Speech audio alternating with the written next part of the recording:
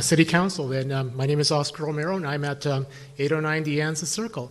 And I just wanted to go ahead and talk very briefly then about this item. I wasn't planning on talking about this item, which has to do then with the with this project then right here, a new high residential then apartment complex then that is projected then, and also about the way in which I guess the City Council then takes into account then our concerns then, the concerns of people then who live in this city, and in this case then, my case then, somebody who lives then in a single family then residential housing then right here.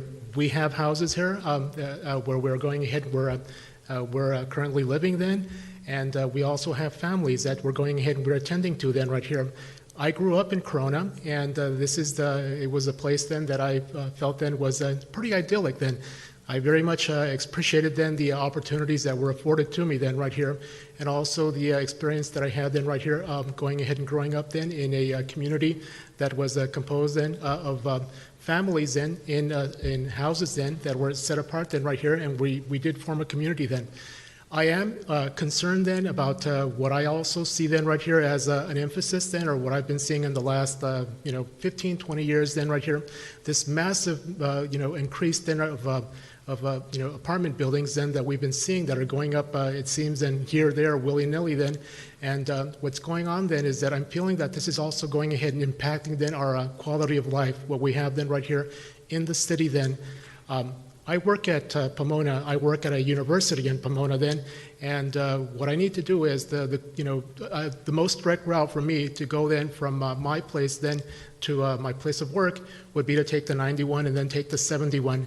And if I leave then, if I'm leaving say at about 5:30 or 6, it's almost impossible for me to get on the 91. And it's incredible then what I'm seeing then right here about, with these streets then, the accesses, and what's happened then right here with this project then that was meant to go ahead and improve then the 91 freeway then during rush hour then. And what's happened that I can't get on it. I need to go ahead and I need to take a circle around, take the 15 and then take the 10 to be able to get off on Kellogg Drive and be able to go ahead and reach then my place of work then right here. What I'm finding as well then is I'm finding much more congestion then right here as well in many of these streets then around here.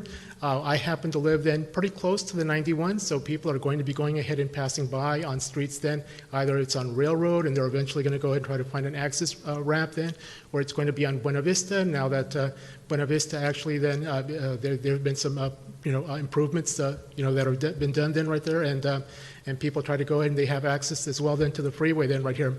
I'd like to go ahead then and express once again my concern. I am very much worried then about what's going on then right here with the emphasis that I see on building high density then apartment complexes. And I think I've run out. Thank you very much. Okay, we're done. Mr. Montanez. Well, I wanted to tie in with what you were asking Joanne, because this may have even started when I was on the Planning Commission when the very first time this came through. And so I think there is some misconception about the public input. There was public input.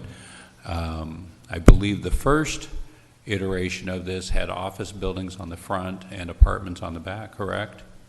And then they took the office buildings out and made it all apartments, and then I was no longer in favor of it at that point. And then the last few years, New Home actually was looking at converting that to townhouses, correct? And then I guess they decided not to move forward with that because of the economic feasibility.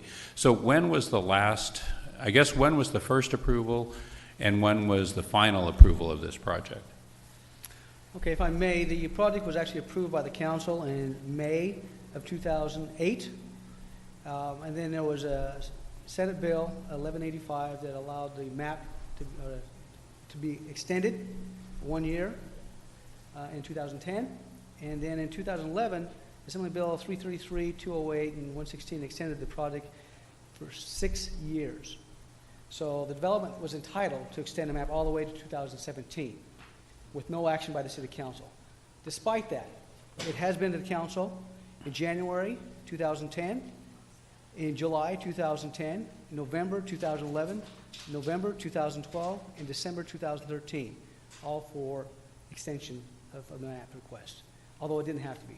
So let's kind of keep the But when it project was moving. originally approved, actually, I think there were 2 approvals. I think you have the second approval on there in 2008, because I think it was prior approved for the first project, which was even before that, Yeah, I correct? believe that was 2004.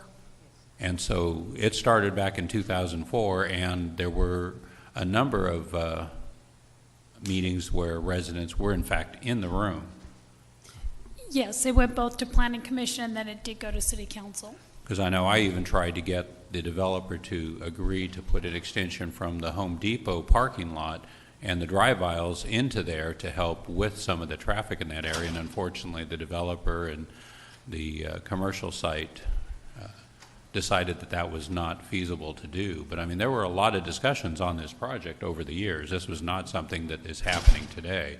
It's happened over a number of years. So I just want to make sure that people understand the history of it, because although my memory fails me, that was never a pet project of mine, so I remember key parts of it because of that. So I just want to make sure people understand that there was a lot of public involvement in this process there, and it was put off primarily because of the recession and was unable to be built at the time. So.